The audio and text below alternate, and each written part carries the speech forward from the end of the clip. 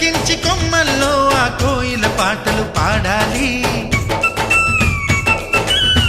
చుట్టాలు పక్కాలొచ్చి కమ్మని విందులు చెయ్యాలి. చూసేటి ఊరు వాడ మనసారా దీవించాలి. నలుగురు కలిసి చేతులు కలిపి మన కలలన్నీ పండించాలి.